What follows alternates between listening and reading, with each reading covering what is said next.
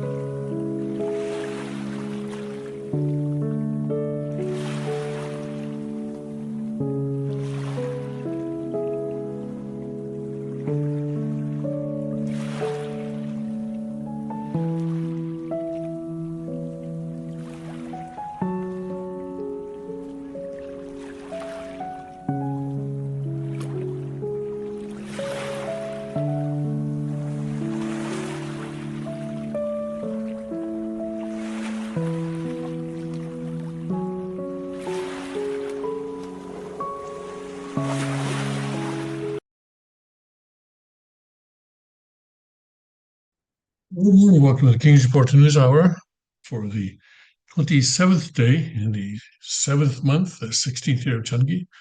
Tim Miller sitting in for the second king of Changi, Kyung Ji Mun. And we are 1 week away from Foundation Day. Right. Okay. Today we got lots of news. We also have a big update on Hak Ja Jan and so forth and so on. But first, let's do what we usually do. Let's take our trip around the kingdom and see what's going on. Right now, there we go. Okay. In Chongpyeong, Tennessee, 54 degrees and clear, high of 85 today, plenty of sunshine tonight, clear, low of 56.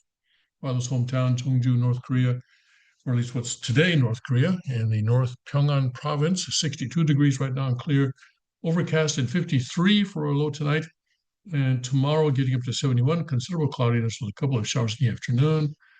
At the Cheonryung Palace in northeast Pennsylvania, currently 55 and mostly clear. Warmer low clouds this morning, followed by clouds giving way to some sun, high of 83 tomorrow. Today, I'm sorry, today, and then tonight clear and low of 53. Liberty Rock RV Park and Campground in Limestone County, Texas. Currently 90, no, currently 67, and clear and remaining partly sunny through the day at high of 93. Tonight, partly cloudy and humid, a thunder shower in spots this evening, followed by a thunderstorm in parts of the area late. And then at the Suncheon Palace in Korea, currently 74 and some clouds, 66 for a low tonight, tomorrow cloudy, high of 76. Japan at the Gunma Palace is currently 80 degrees with the light rain. Overcast tonight with a stray thunderstorm, low of 66, and tomorrow getting up to 76. A brief shower or two in the morning, otherwise considerable cloudiness.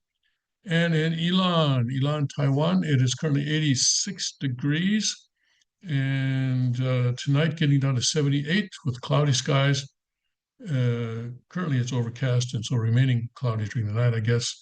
And then tomorrow, high of 94, hot intervals of clouds and sunshine, danger of dehydration and heat stroke if outside for extended periods of time. Although everybody's commenting here how really the temperature has really changed. It's not sort of the oppressive heat that was around during June and July and August. So that is something that everyone is happy about, at least the people who are not natives to this area and still trying to get accustomed to it. All right, let's go to Father's Word.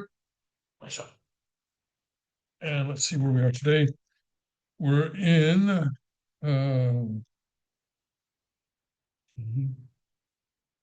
I actually turned to the page that we're going to be using next week in the Foundation Day. All right, well, that's what we have, so I guess that's what we have. Okay. All right, here, a book of True Parents. True Parents, chapter 6, section 6, and subsection 6. So we have 3 6s there. I'm sure it doesn't mean anything. All right, until now, humanity did not know what was going to happen to human beings. They did not know what would happen to themselves. They did not know history. They didn't know where the present came from or what is going to happen in the future. They didn't know what the purpose would be for the future. Why is that? Because there was no true parent or true ancestors. But now, by attending true parents, now I understand history. And I understand the history of the relationship between myself and God. That is what is happening. Now people understand the present and understand the future. And not only do they understand, but they are able to inherit the tradition. Are we using this? Is this what we're using? Yes, it is. Okay. All right. So we can look forward to that next week also. But thank you, Father, for giving us a taste of what is to come. That's just a taste. Just a taste. All right. Yeah, lots to talk about today in terms of Hak Ja Jan. And I've put 2 links in the description below. And I recommend that you copy those links right now, because I'm talking about the description below on Rumble. I wasn't able to put them onto Twitch, but on Rumble. And this broadcast on Rumble will go private. In other words, you will not be able to see it right after the broadcast ends. And so during the broadcast, I recommend that you go and copy those 2 links in the description right now. One of those descriptions shows Hak Ja Jan going into the special prosecutor's office yesterday, and the other shows her coming out. Media reports are that she was questioned for, depending on the media outlet, either 8 hours, 9 hours, or 10 hours. There seems to be a difference of opinion there. And but apparently she did not exercise her right not to answer questions. I'm told, I think she was asked something like 53 questions or something like that, and she answered them all. However, the answers she gave were, shall we say, not very helpful. For example, she was saying, "Oh, every nation in the world should attend the True Mother." Nothing about just the True Mother. Forget the father, just the mother. This is I don't know if that's accurate because I'm getting indirect, through the media, and also uh, she was saying, "Oh, it's important that the president of Korea be someone who has been educated by me." And and as she was going in and out, she was asked by reporters, did you try to bribe the former President Yoon? And her answer to that kind of question was, "Why would I do that?" Or she didn't really answer the question directly. Just said, "Why would I do that?" And so anyway, the answers she gave were not helpful. That was yesterday, on Wednesday. So today, the special prosecutor's office decided to ask the court for a warrant of detainment. And in Korea, you can get a warrant for arrest or for detainment, and detainment is much more serious. For arrest, it's only for a few days, and it's more or less kind of an emergency basis that they're afraid that someone is going to destroy evidence right now and so forth. So that's but the detainment is starts at 30 days. They keep you in for 30 days, and if they want to, they can extend it beyond that. And so it's kind of you're gonna have to get comfortable in jail if you get a warrant if you're taken into custody under a warrant for detainment. Yoon Yong-ho, the former head, what they call the head of the World Mission Department for a Family Federation, is currently in jail under a warrant of a detainment. And also interesting is that the Special Prosecutor's Office is seeking another warrant for detainment as well, that one on Wonju McDevitt. They're also seeking that warrant. Now, for Hak Ja Jan's warrant, so now the Special Prosecutor's Office has to, they make this request to the court, and they have. That's what happened today. They made a request to the court, and so the court said, "Okay, we'll take a look at this on Monday the 22nd."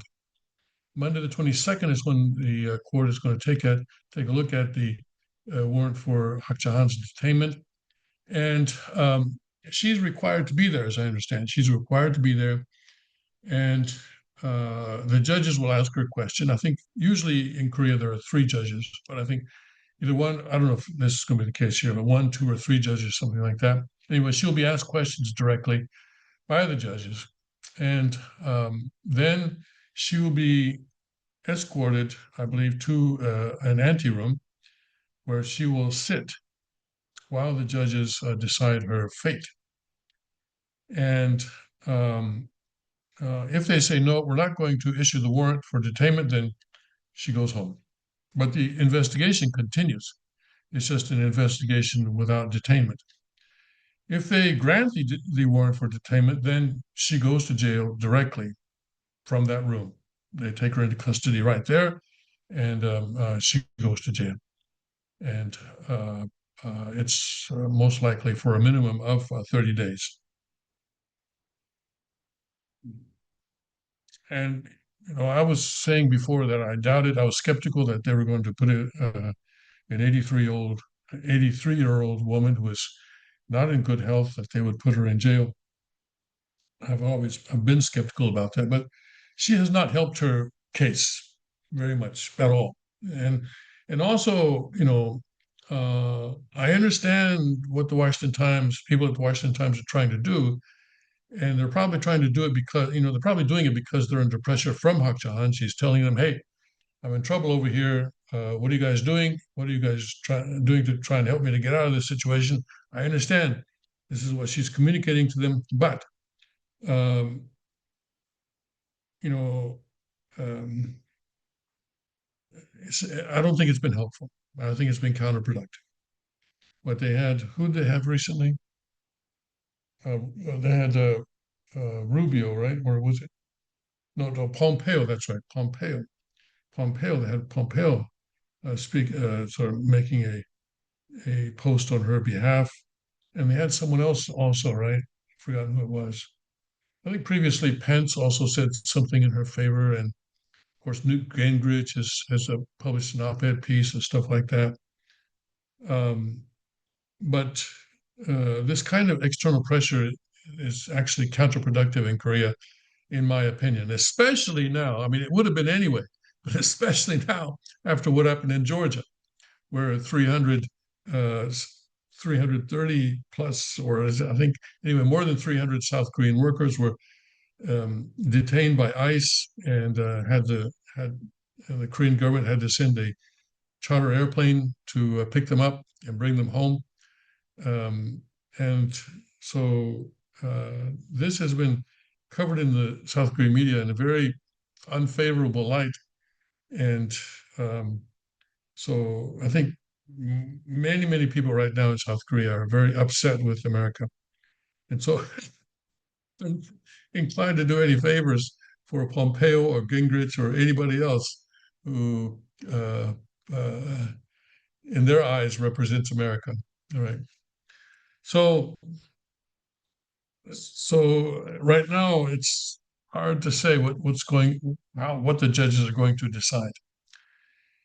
For the interrogation yesterday, the Family Federation had an ambulance on standby, apparently, and also her doctor was there. I don't know if he was in the room, he or she was in the room or not, but sort of there. And so the Family Federation has done everything to make sure that the prosecutor understands that she's really sick. She's really sick. She's really sick.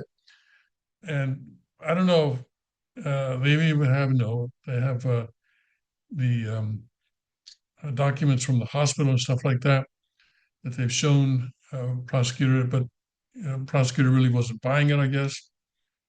And then when she left in a wheelchair, of course, as you'll see if you will click on that link in the description below on Rumble.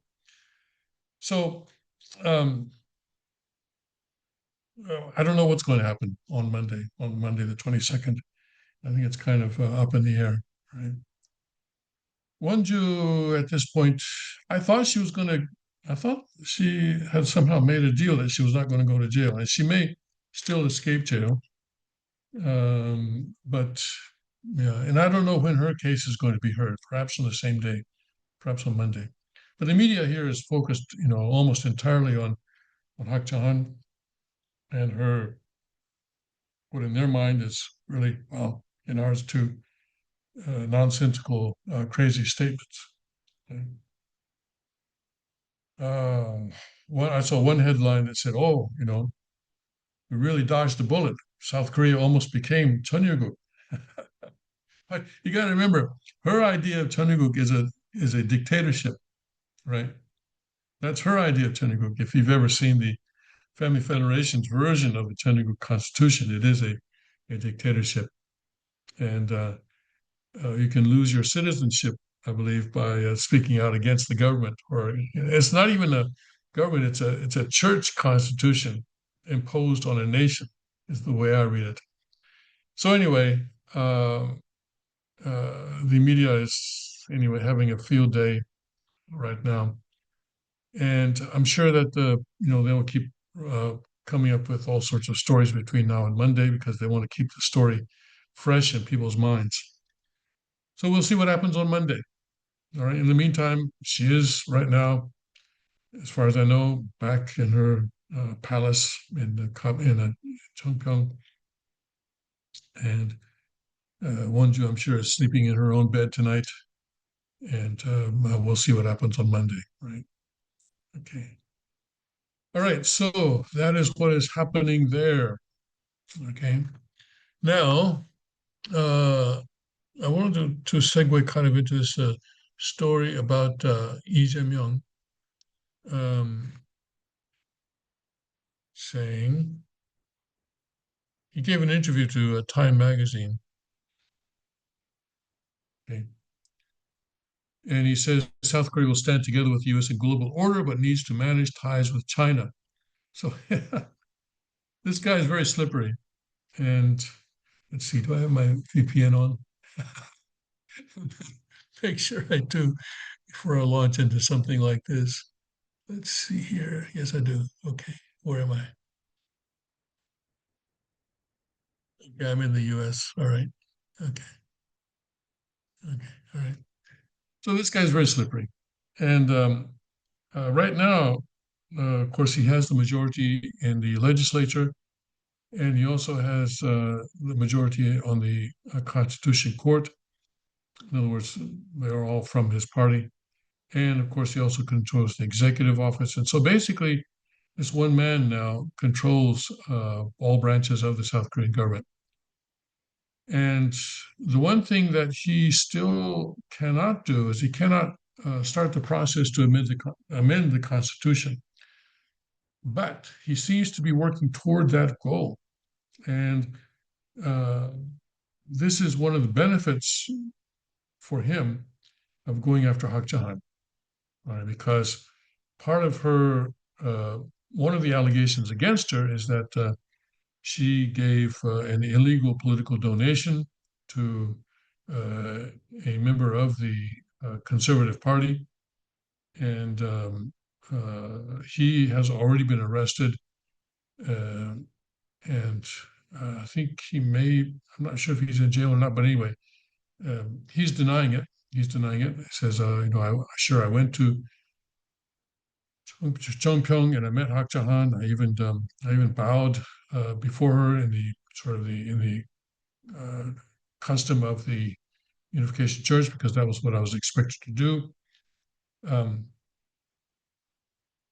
but I didn't receive any money.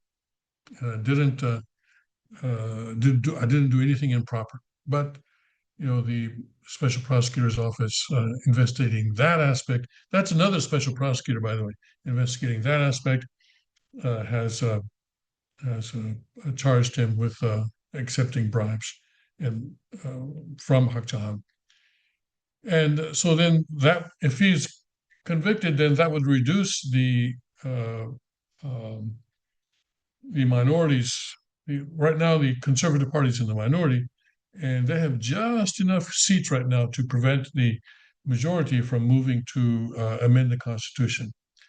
And I think they have about a buffer of about 7 seats, I believe, right now. And it looks like Lee Jae-myung is going after 10 people, some with bribery, but not only bribery, but also he's going after others for allegedly conspiring with the former president in the failed coup attempt last December. So if he can get the Conservative Party down below the minimum that they need in order to block the changing of the Constitution, the amendment of the Constitution, then he can even do that, and that will, of course, he will, of course, amend the Constitution in a way that well, we'll have to wait and see, but presumably in a way that increases his power and perhaps even um, improves ties, shall we say, with North Korea. We'll have to wait and see what he actually has in mind. So anyway, that's what is happening there. And so let's go through this story. President Lee Jae-myung has said South Korea will stand together with the United States, Seoul's longtime ally, in the new global order, but voiced the need to manage relations with China. So I would take the second part of that sentence much more seriously than the first. Okay. Stand together with the United States. I would not trust that. But anyway, yeah. In the interview with the U.S. weekly magazine Time, marking his first 100 days in office, Lee told the magazine, "We will stand together with the U.S. in the new world." Well, they're saying the same thing, huh? We need to manage our relationship with China so as not to antagonize them. If not, there is a risk that South Korea could become the front line of a battle between two different blocs. He was quoted as saying, Lee said South Korea's past strategy of relying for security on the U.S. and economically on China is no longer viable amid a radical shift in geopolitical environment, and perhaps also because of the Chinese economy not doing so well recently. Instead, Lee told the magazine that South Korea hopes to act as a bridge between the US and China to prevent relations from spiraling in a new era of great power competition. This idea of a bridge came up years back in a previous leftist administration, and I can't remember. It was probably Moon Jae-in, probably, um, but it implies that a bridge is sort of in a neutral position between the two sides, right? It's neither on one side or the other, and so it was widely criticized back then. But it looks like Lee Jae-myung is bringing back that idea of South Korea as a bridge, which is not good for the U.S. South Korea needs to choose. They cannot just say, okay, well, this is like in the past when in China, when one dynasty was going down and another dynasty was coming up, and we had to choose which side we were on, and we often chose wrongly and got crushed in the process by the new dynasty coming up. So this time, let's not make a mistake. China is the new dynasty. U.S. is the declining dynasty. So let's side with China. That kind of thinking is very, very prevalent in South Korea, and I suspect that Lee Jae-myung, although he's not saying so, is also subscribes to that kind of thinking. And he probably figures, hey, during Trump administration, maybe not, but after Trump, U.S. is toast. Maybe that's what he's thinking. I suspect. While working to strengthen ties with Washington, the alliance has been tested by recent immigration crackdown of South Korean workers at a battery plant construction site in Georgia, and by ongoing trade negotiations over Seoul's $350 billion investment pledge in return for lowering U.S. tariffs to 15%. And I commented when this $350 billion first came out a few weeks ago that the South Korean negotiator was saying, hey, don't worry, we don't actually have to provide $350 billion in cash. All right. We only have to, it's guarantees, it's import guarantees and stuff like that. But that was the South Korean interpretation, but it turns out the US interpretation is quite different. But the problem is that if South Korea was to provide 350 billion, they would have to print a lot of money out of nothing, and that would cause the currency to tank, the value of the currency to tank. And so South Korea is trying to figure a way to wiggle out of this. He described the talks as tense, saying U.S. demands have been so strict that if I were to agree, then I would be impeached. Okay, well, frankly, that's a good idea. So I asked the U.S. negotiating team for a reasonable alternative. On North Korea, Lee said, and South Korea could consider sanctions relief in return for Pyongyang freezing its nuclear missile program as part of his phased denuclearization roadmap. People are still talking about denuclearization. That just amazes me that they're even talking about it. Okay. Even it's not just me; it's the CIA reporting to Congress saying, "Hey, come on, guys, this is not going to happen." All right, and under the current regime. So if you talk about denuclearization in North Korea, you have to talk about it in the context of regime change. And obviously, Lee Jae-myung is not doing that. So this idea of him having a denuclearization roadmap is completely false.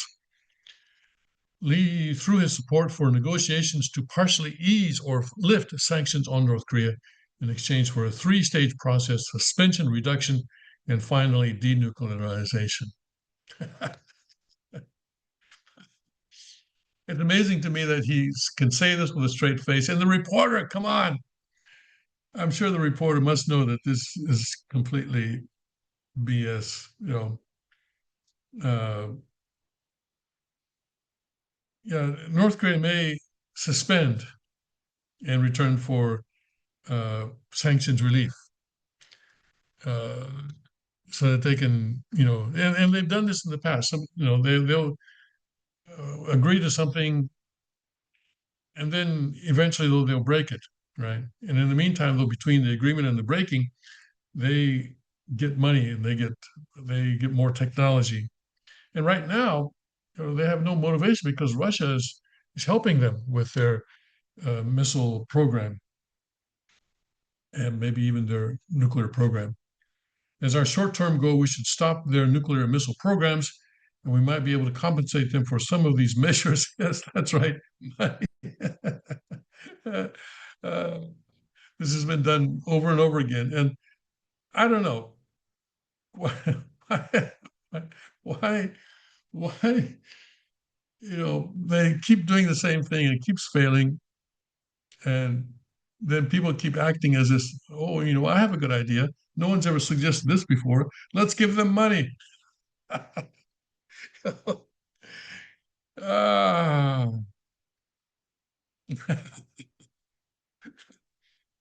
and we might be able to compensate them for some of these measures and afterwards then pursue disarmament and then complete denuclearization, Lee told Time.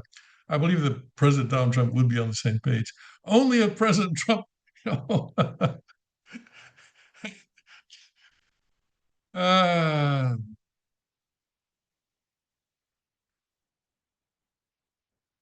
the guys, and how can Time even publish this kind of nonsense? Um, why didn't they challenge him on this? I guess the reporter doesn't know anything about Korea. What? But that's not possible. I mean, Time reporters are not ignorant. Lee stressed the need to find a middle ground through negotiations, arguing that past strategies of applying pressure solely through sanctions were no longer feasible. Well, no, but it's not just not just sanctions that were done in the past. At one time, North Korea was told, okay, you can have a light reactor. All right, that's not going to produce stuff for that can be used for nuclear weapons. And North Korea said, okay. And so they were given that. And they broke that promise. So there's a reason there's sanctions on North Korea. There's a reason for them. If we tell North Korea to just stop, will they stop their programs? He asked. I believe that if we continue to apply the current pressure, then North Korea will continue to produce more bombs. Well, they're going to continue to produce more bombs no matter what we do. North Korea has been under strict U.S. sanctions since 2017 for its nuclear and missile programs, but is believed to have received food and other necessities from Russia in exchange for supplying military equipment and troops for the war in Ukraine. So what are we to do? Just sit by and watch as North Korea continues to build its nuclear arsenal? Well, uh,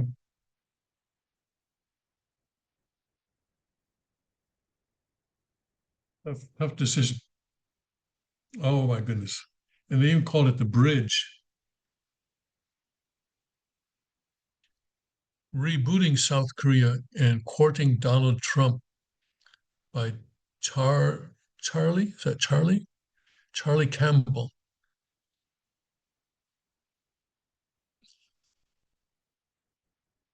Uh,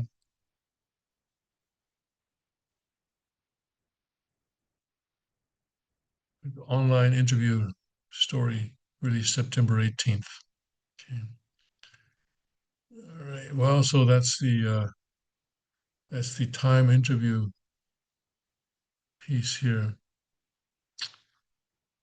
Uh, but yeah, I hope President Trump is not on the same page. If he is, then we're all in big trouble. All right. All right. Um, so with that, we have to wait and see if Lee Jae-myung is able to succeed in his apparent plan. He has not stated this, but apparent plan to reduce the minority party in the legislature to a number where they cannot block any attempt to change the Constitution. And when that happens, then we'll have to see how he plans to change the Constitution. But I can tell you right now that it's not going to be good. All right, let's go to Japan.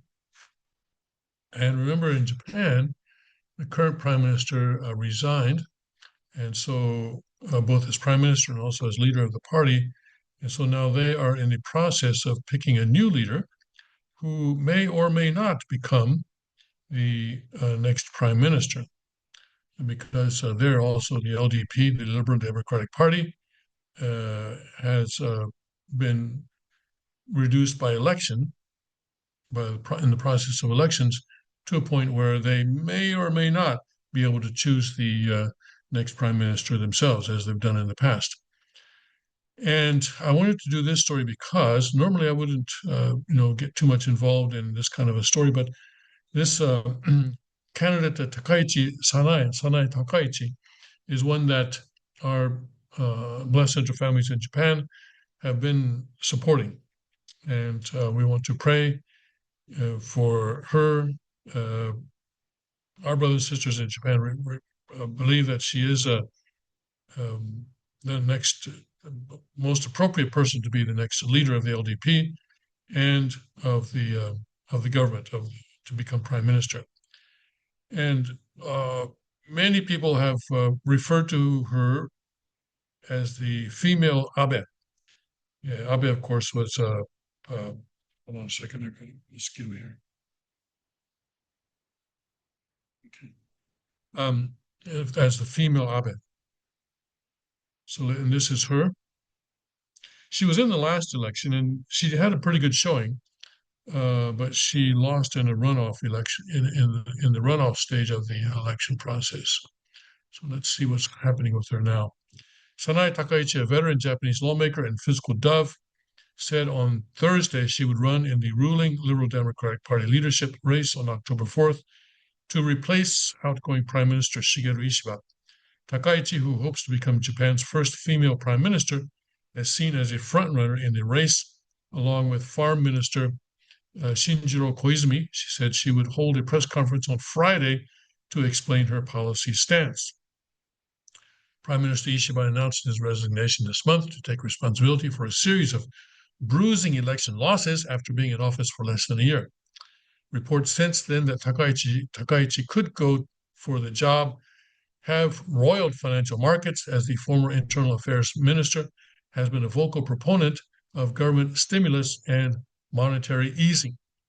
The other candidates are Chief Cabinet Secretary and former Foreign Minister and former Economic Security Minister, and so forth and so on.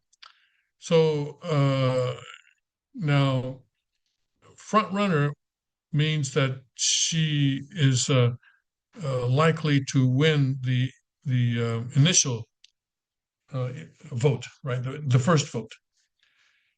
But will she get the majority? Probably not, with the four people in the race. And what happened last time in the last election, which Ishiba eventually won, was that the others sort of ganged up on her and sort of backed Ishiba. Say, oh no, we don't want Sanae Takaichi. We don't want Takaichi.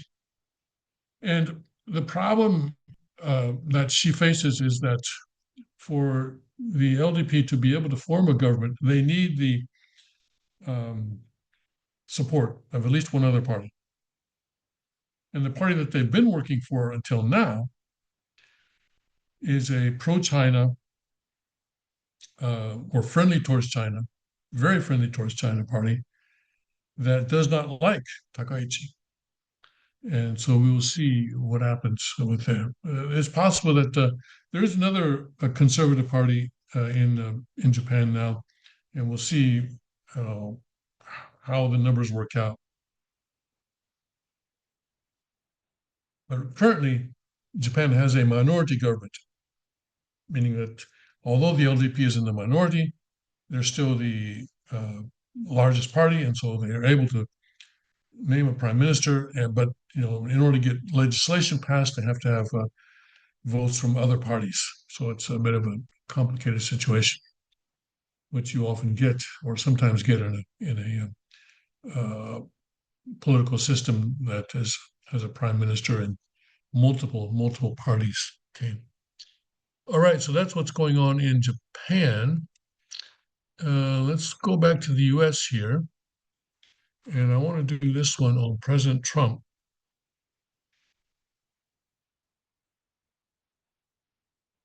Designating Antifa as a terrorist organization now.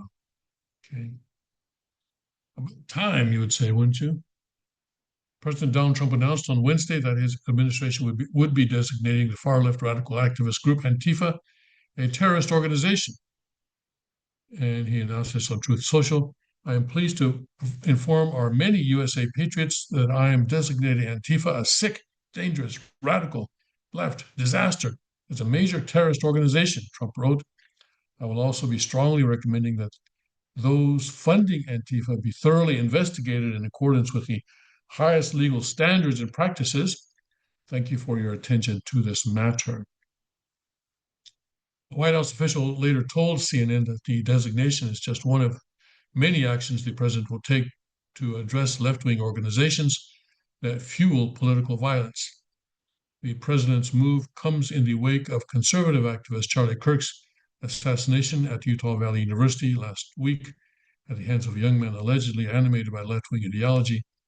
As Breitbart News reported on Monday, White House Deputy Chief of Staff Stephen Miller pledged to use the whole of the federal government to target and dismantle the organized left wing domestic terrorist movement in the United States. While Antifa has described itself as an anti fascist organization, its members have often engaged in doxing, violence, and intimidation, as reported by Fox News, which are fascist tactics. Right? So they call themselves anti fascist, but they're using fascist tactics.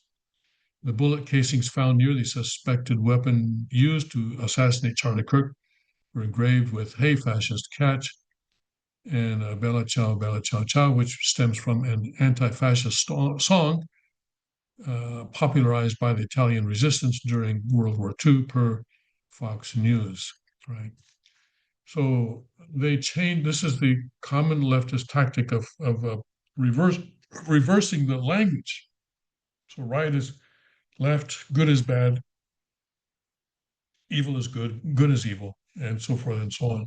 And men are women, and women are men, and so forth and so on. Anyway, Antifa now going to be, not yet, but going to be designated as a anti or as a major terrorist organization, right? So I guess this is the fiery but largely peaceful organization demonstration that they had back when was it, a couple of years ago, back in Wisconsin. Okay. It looks like, I don't know if that is or not. There's no caption here.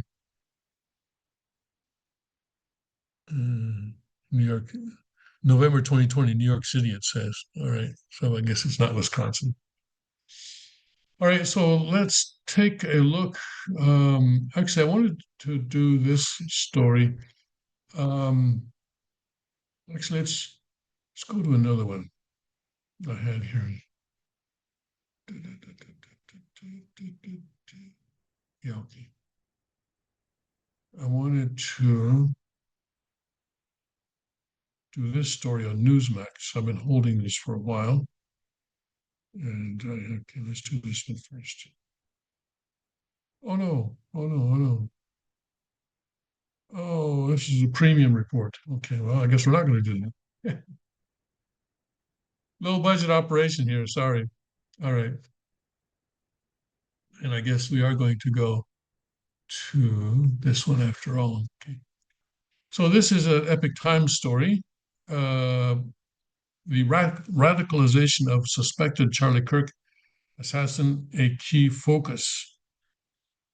And I'm interested in this story because he comes from a heterosexual two-parent family, which I've been promoting, and um, it is it's not a mystery, I suppose, because all sorts of things happen to people when they go to college. I know, and that looks like maybe um, something happened to him during it, but apparently he was a churchgoer from a Mormon family. Anyway, let's take a look here. Questions are swirling as to how 22-year-old suspect Tyler Robinson became radicalized to the point of allegedly assassinating conservative influencer Charlie Kirk. Robinson's mother told investigators that her son had turned more political over the past year or so, leaning more to the left and becoming more pro-gay and trans rights oriented. Utah County District Attorney Jeffrey Gray said on September 16th when announcing the charges against the 22-year-old. After the suspect began to date his roommate, a male who identifies as a trans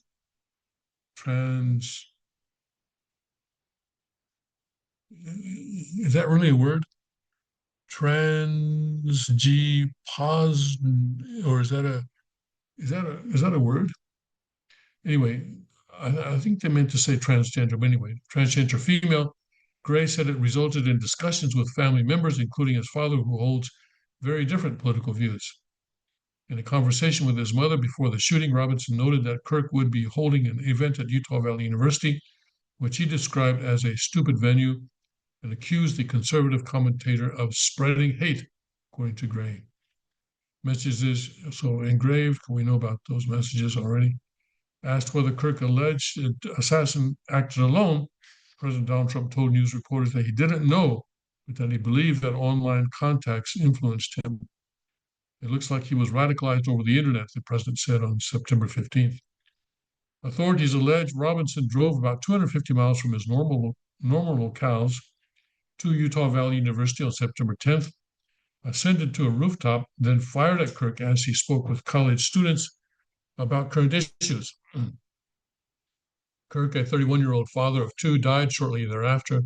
Robinson surrendered late on September 11th and has since remained in jail.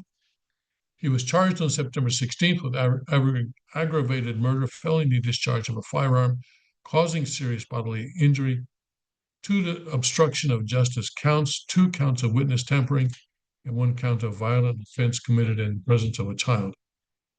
The state is pursuing the death penalty, according to Gray. Authorities said Robinson does not yet have an attorney, and his next court appearance is set for September 29th.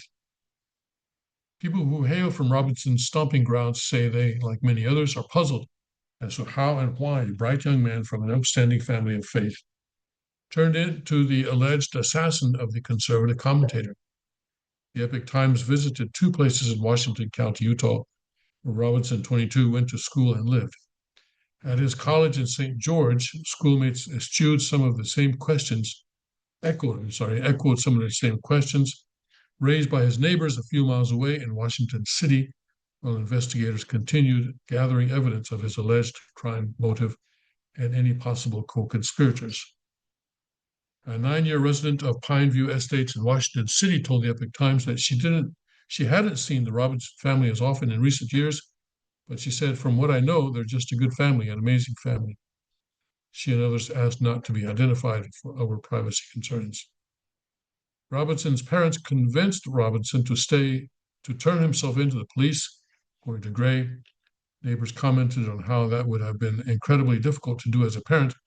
They said that they didn't know anything further about that chain of events. Attempts to reach his family for comment were unsuccessful.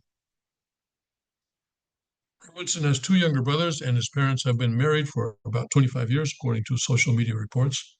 Online activity by Robinson's mother reflects an active family that took vacations to Disneyland, Hawaii, Caribbean, and Alaska. Robinson's longtime neighbor recalls that the now accused young man had previously been an engaged member of the nearby chapel of the Church of Jesus Christ of Latter-day Saints, ministering the sacrament to fellow believers. Members of that Christian denomination are better known as Mormons, and they adhere to strict codes of morality. With that type of upbringing, the neighbor cannot imagine what could have influenced Robinson to allegedly become violent enough to take someone else's life. It hurts your heart. Something was truly disturbing this young man because he wasn't raised that way, she said. Authorities are investigating Robinson's connections to determine whether anyone else was involved in planning or supporting the assassination of Kirk. I guess one question that arises in my mind at this point is, what medications, or if any, was he taking? Because we know that in the past we've seen that there are some medications that change behavior radically, and even people become suicidal or even violent in this case. So I don't know, and I have not read that he was taking any such medication, but I would hope that the reporters would focus on that as just as one avenue On September 10th, Robinson messaged his partner telling him, "Drop what you are doing, look under my keyboard," according to the charging information. Partner found a note which read, "I had the opportunity to take out Charlie Kirk and I'm going to take it." The note was destroyed, but authorities have a photograph of it. According to the filing, the partner then text messaged Robinson, "What? You're joking, right?"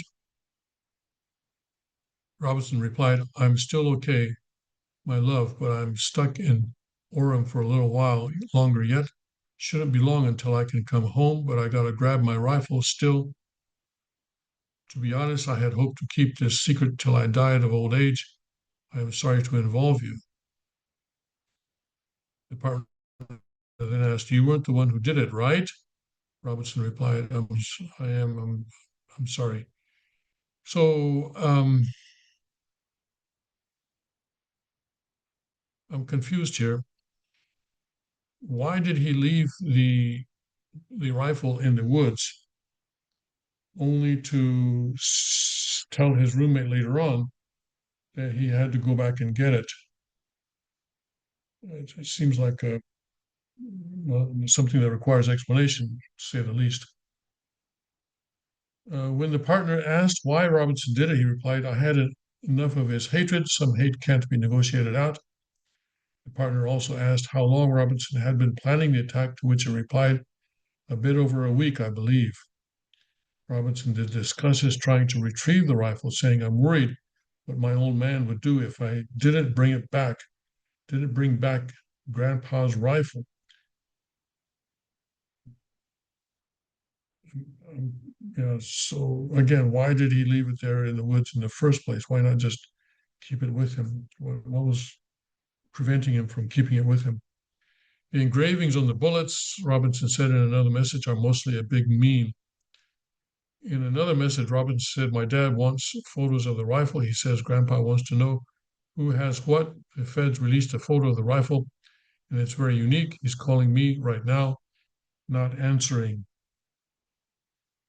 Robinson also asked his partner to delete the text message exchange, not to speak to the media, stay silent, and ask for a lawyer if contacted by police. So I don't know. The roommate could be an accessory after the fact, I suppose, at least. I don't know. I'm not a lawyer. I don't know the law.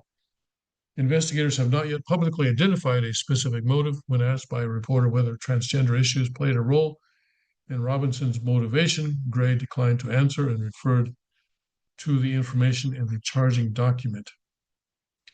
FBI Director Kash Patel on September 15th revealed that DNA evidence matching Robinson was found at the crime scene. Officers previously said they had found the gun believed to have been used to kill Kirk stashed in a nearby wooded area, wrapped in a towel. Okay. Curious. So is that it? No, no. Okay. FBI agents are probing social media accounts on X and TikTok that appear to have telegraphed advanced knowledge of the Kirk assassination. A source familiar with the investigation confirmed to the New York Times. The Washington Free Beacon identified multiple accounts that the source said are being looked at.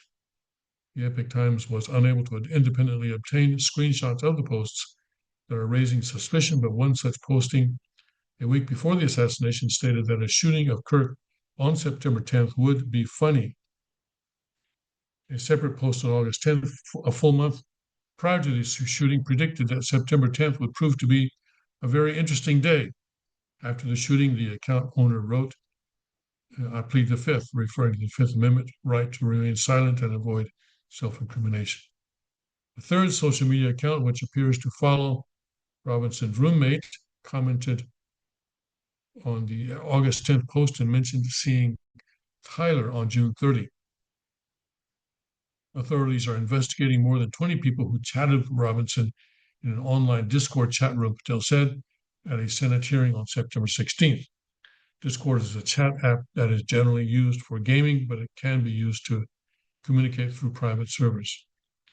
Those closest to the suspect are going to hopefully know the most about the suspect and his beliefs and ideologies, Patel said. Robinson was granted a prestigious academic scholarship to Utah State University, but attended for only 1 year after his high school graduation in 2021. At the apartment that Robinson shared with his transgender identifying partner, the colleges at Fossil Hill, a sign at the entrance on September 15th, warned that only residents were permitted to enter. It also warned law enforcement would be called if news reporters set foot on the property.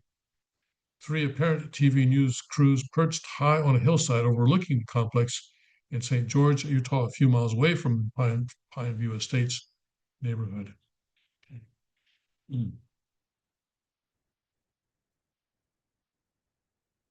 It's also close to the school Robinson was attending. He was a third-year student in the electrical apprenticeship program at Dixie Technical College. A student in the diesel program there, Aiden Jones, 19, of Enterprise, Utah, told the Epic Times he recognized Robinson as someone he passed in the hallways. It's kind of a little scary to find out that I was walking right next to someone with those kinds of intentions, Jones said. He said that despite widespread complaints about college students being indoctrinated with radical leftist ideologies, he has seen no sign of bias among his instructors at Dixie Tech. Because of the nature of that school, students engage mostly in hand-on skills work rather than philosophical debate, Jones noted. He doubts that Robinson picked up radical ideas there. Jones commended the college for informing students about Robinson and making counseling and other resources available to anyone who might need them. Robinson's longtime neighbor wonders aloud about observers of the suspect and his possible descent into a dark place. Could someone have noticed that in the quiet heart is hidden sorrow that I can't see, she asked, quoting a phrase from a favorite hymn.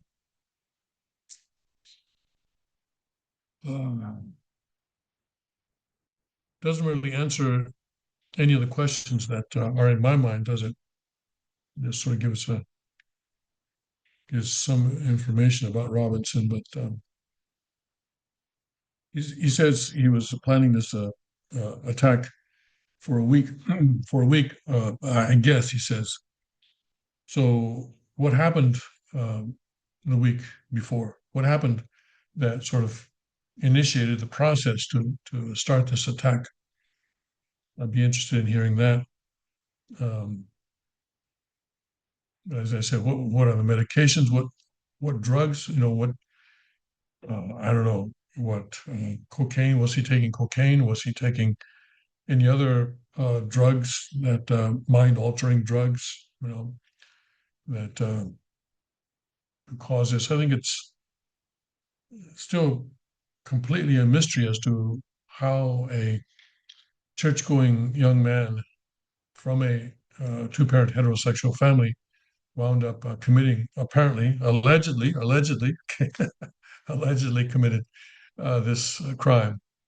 Um, and there are, and I have to admit that when I first heard the news, one of my first reactions was, how many milliseconds is it going to take for people to come up with a conspiracy theory that um, that there was, you know, someone else involved? And sure enough, there is. And uh,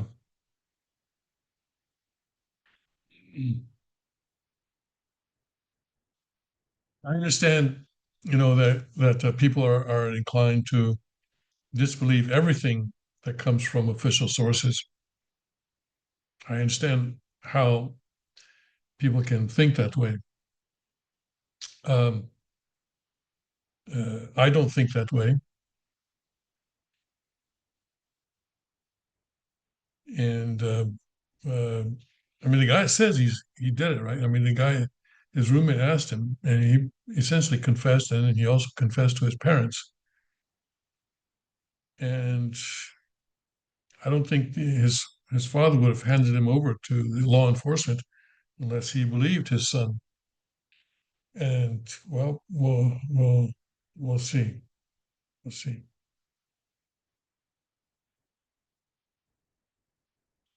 I don't know if they have the bullet, um, because I think the bullet probably exited, didn't they? Didn't it? So it did not stay in the body. So I guess they'll be looking for the bullet, and they'll be trying to match the ballistics to the rifle that they recovered. And if the rifle belonged to his grandfather, then that would be kind of a pretty strong evidence uh, that this young man actually is the shooter. But there are people who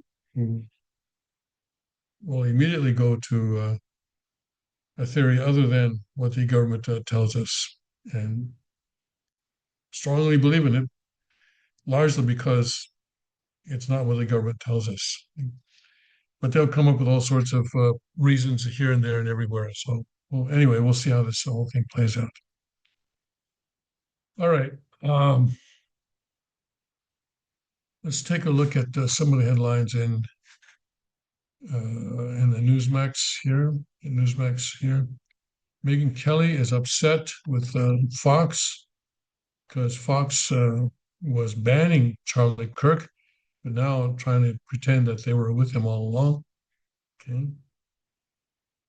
And ABC suspends the Kimmel show. Okay. After Kirk remarks, and I think Kimmel, I didn't watch his monologue, but apparently he's sort of one of these people on the left who's saying that, oh, you know, this guy Tyler Robinson was a MAGA. He's conservative, and so Trump was shot by one of his own. Well, no, he was not shot by one of his. Anyway, so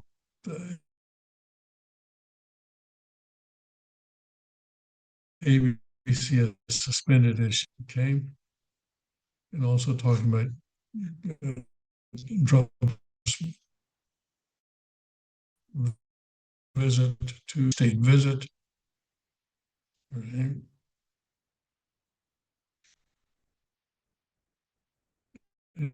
And Trump UK visit to boost economic ties. And the Federal Reserve Board yesterday cut the key rate, quarter point. So now a lot of people are looking into refinancing their mortgages because the mortgages are coming down. We'll see. And I don't know how it's going to affect credit card rates. Credit card rates, I think, are affected more slowly than mortgage rates. And Trump tariffs could fund bailout for U.S. farmers. Apparently, the soybean farmers are really in a bad way because no orders are coming from China. All right. And Harris, why is she still speaking? Why are people still giving her a chance to speak? Okay, Trump and Prime Minister Starmer are going to sign a tech deal. Okay. And DC arrestees probe for federal benefit fraud. All right. And let's see here. Take a look at this one. Oh, I just have 1 minute left. Yeah, okay. So, okay. The HHS Internal Watchdog Office is investigating whether people caught up in President Donald Trump's Washington crime crackdowns are improperly enrolled in some federal benefits, according to a government document, and three people familiar with the matter. They're looking to see if the people have defrauded the Medicare, Medicaid, or temporary assistance for needy families programs for low-income, elderly, and disabled Americans, probing people ensnared by Trump's policing surge in Washington for possible violations unrelated to the reason they were stopped by police. Okay, well, that's all we have time for. But yeah, sometimes you got to wonder how do these people afford to spend so much time committing crimes? When if it's economic crimes like stealing money and stuff, I can understand, but they just go around beating people up or killing people. What's the economic benefit in that? So where are they getting their money from? I guess they're going to find out. All right, got to go. We'll be here tomorrow again, and I'm posting this on YouTube. I'll be posting this on YouTube. So if you people who don't catch the live can catch it on YouTube in a little bit, in about an hour. So it takes me about an hour to get it up on YouTube. All right. God bless Godspeed. May his kingdom come quickly.